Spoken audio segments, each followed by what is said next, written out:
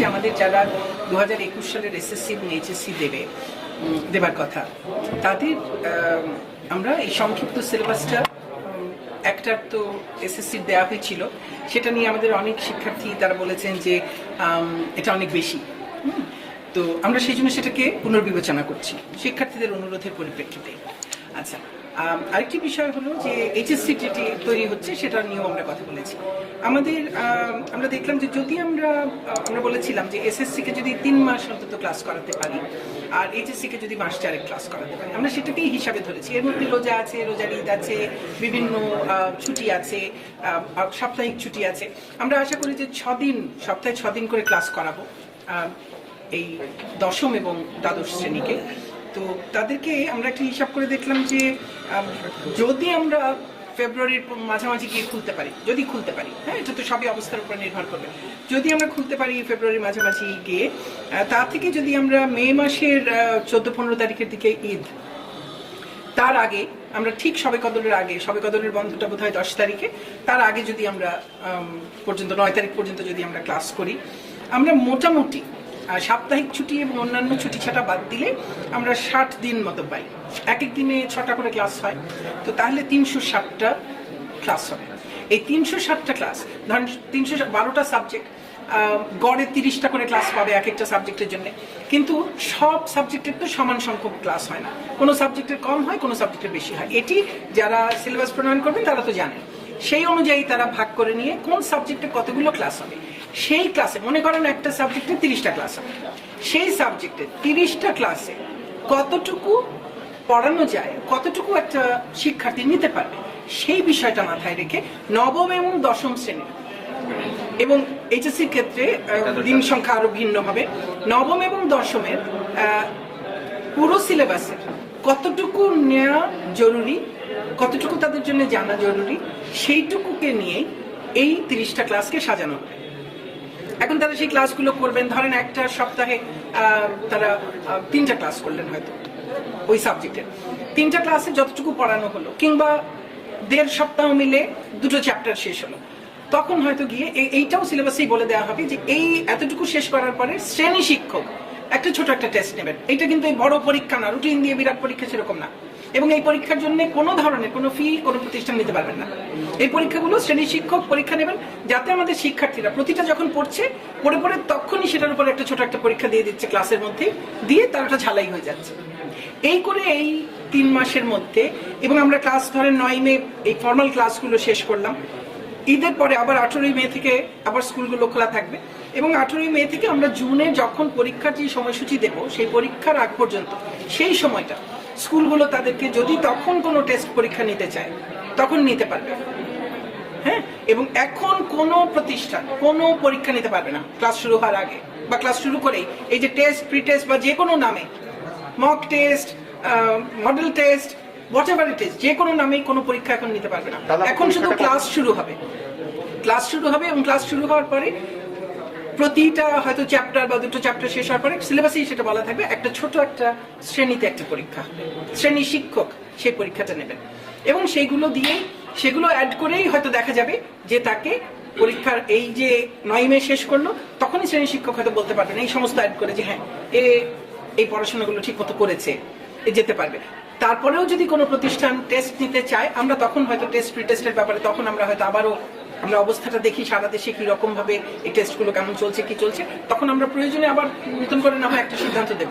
কিন্তু আপাতত কোনো ওই test, pre test, model test, mock test এগুলো না, শুধু শ্রেণীকক্ষে শ্রেণী শিক্ষক একটা ছোট করে একটা পরীক্ষা নেবেন কিছু দূর পর পর, যেটুকু পড়া হলো এটুকু সে পড়েছে সেটা জানবার জন্য।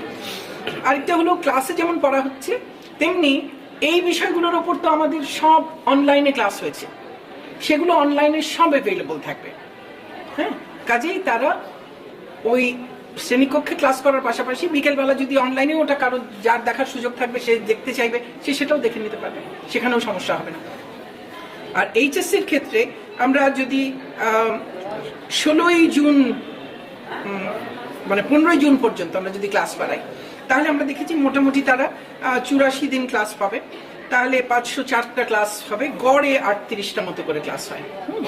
তো সেটাও সিলেবাস অনুযায়ী ভাগ করে নেবে কোন সাবজেক্টে কয়টা করে ক্লাস হবে। এবং সেখানেও একইভাবে এরকম শ্রেণী শিক্ষক পরীক্ষা নেবে। তো এই হলো এবং তাদের যেখানে ব্যবহারিক পরীক্ষার বিষয় আছে যে সাবজেক্টগুলোতে, সেগুলোতে এই যে 9 মে এসএসসির জন্য আর 15 জুন এইচএসসির জন্য ক্লাস শেষ হবে ধরে নিচ্ছি, তারপরের সময়টা, কারণ ব্যবহারিকের সিলেবাসও সংক্ষিপ্ত হবে, সেই ব্যবহারিকটুকু স্কুল বা কলেজ সেটা করিয়ে নেবে ওদেরকে, ঠিক আছে। এবং পরীক্ষার যে সাবজেক্টের যে মান বন্টন, মনে করেন কোনো একটা অংশ বাদ দেওয়া হলো যেগুলো ওরা ক্লাস 8 পর্যন্ত করেছে, তাহলে মান বন্টনেও একটু পরিবর্তন আসবে। সেই মান বন্টনটা কি হবে, আমরা সিলেবাসের সঙ্গে সেই মান বন্টনের ওটা আমরা দিই। কাজে শিক্ষকরা এটা নিয়ে, আর তারপরে যদি কারো কোনো প্রশ্ন থাকে, কিছু থাকে, সেগুলো তো সবসময় আমাদেরকে তাদের মতামত, প্রশ্ন সেগুলো জানাতে পারবেন। আমরা যদি মাঝপথে আরো কিছু পরিবর্তন প্রয়োজন হয়, আমার মনে হয় না যে এবারের এটার পরে খুব বেশি প্রয়োজন হবে।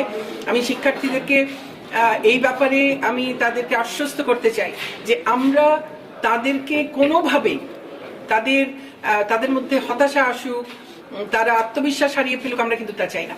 আমরা চাই আমাদের শিক্ষার্থী যারা পরীক্ষা দেবে তারা আত্মবিশ্বাসী হবে, তারা কিছুটা পড়েছে, কিছুটা হয়তো পড়েনি। ধরে নিচ্ছি আমরা যে গত 1 বছরে অনলাইনে ক্লাস হয়েছে বা অন্যান্যভাবে ক্লাস হয়েছে, সেগুলো তারা করেছে কি করেনি সেটাকে আর আমরা বিবেচনাই নিচ্ছি না। আমরা পুরো সিলেবাসটাকে শুধুমাত্র এই 30 দিন বা 30 দিন মাত্র, এই 60 দিন এসএসসির ক্ষেত্রে 60 দিন আর এইচএসসির ক্ষেত্রে 84 দিন, এর মধ্যে ওরা যতটুকু করতে পারবে, যতটুকু করানো সম্ভব, ততটুকুর উপরে শুধু পরীক্ষা হবে। কাজে এখানে হয়তো তারা ক্লাস 9 এ পড়েছে তেমন বিষয় থাকবে, আবার ক্লাস 10 এ পড়ানো হয়েছে তেমন বিষয় থাকবে। তো পুরোটাই যেটা আগে পড়া হয়েছে ওটা তারা রিভাইজ হবে, আর যেটা আগে পড়ানো হয়নি সেটা প্রথমবার পড়বে, কিন্তু পরে ওই যে ক্লাস টেস্টের মধ্যে দিয়ে যাবে। আমি আশা করি যে কারোই কোনোভাবে ক্ষতিগ্রস্ত হবার কোনো সম্ভাবনা থাকবে না যদি তারা এই সময়টা, আমি আশা করি তারা এই সময়টা মনোযোগ দিয়ে পড়বে। আমাকে অনেক শিক্ষার্থী মেসেজ পাঠাচ্ছে, প্রশ্ন করছে যে যদি এখন খোলাই হয় তাহলে আগে কেন বন্ধ করা হলো। যারা এই প্রশ্নটা করছেন, এই প্রশ্নটা কি আসলে কোনো যুক্তিসঙ্গত প্রশ্ন? এটা নিশ্চয়ই যুক্তিসঙ্গত প্রশ্ন না। গত বছর মার্চ মাসে সারা পৃথিবীতেই বন্ধ হয়ে গেছে, এবং আমাদেরও সেই সময় খোলা রাখলে আমাদের একটা বিশাল একটা বিপর্যয় হতে পারত। তখন বন্ধ করা হয়েছে। পর্যায়ক্রমে কিন্তু আমাদের সকল ধরনের প্রতিষ্ঠান, ব্যবসা প্রতিষ্ঠান, কল কারখানা, হাট বাজার সব খুলে দেওয়া হয়েছে, শুধুমাত্র শিক্ষা প্রতিষ্ঠান বন্ধ রাখা হয়েছে। এখন যে পরিস্থিতি, এবং এখন ভ্যাকসিনও এসে গেছে, ভ্যাকসিন দেওয়া শুরু হয়ে যাচ্ছে আজকে থেকে, আর আমাদের সংক্রমণও আমরা দেখছি একটা বিরাট নিম্নগতি। সে কারণেই এখন শিক্ষা প্রতিষ্ঠান, এবং তাও স্বাস্থ্য সুরক্ষার সব প্রস্তুতি নিয়ে তারপর আমরা করছি। তারপরও আমি সকল শিক্ষার্থীকে বলবো, সকল অভিভাবককে অনুরোধ করব, এবং আমাদের শিক্ষা প্রতিষ্ঠানের সঙ্গে জড়িত সকলকে বলবো, আর প্রতিটি এলাকার যারা জনপ্রতিনিধি আছেন, যারা স্থানীয় প্রশাসনে আছেন, সকলেই এটাকে আবার মনিটরও করবেন যে যেন স্বাস্থ্য সুরক্ষার বিষয়টি অত্যন্ত গুরুত্বের সঙ্গে যেন বজায় রাখা হয়। মাস্ক পরেই সবাই স্কুলে ঢুকবে, কলেজে ঢুকবে, মাস্ক ছাড়া ঢুকবে না, এবং যে নিরাপদ দূরত্বটুকু বজায় রাখা দরকার সেটুকু বজায় রাখবে। এই বিষয়গুলো, এবং স্যানিটাইজ করার, হাত স্যানিটাইজ করার, ধোবার ব্যবস্থা সেগুলো রাখা হবে, এগুলো যেন করা হয়।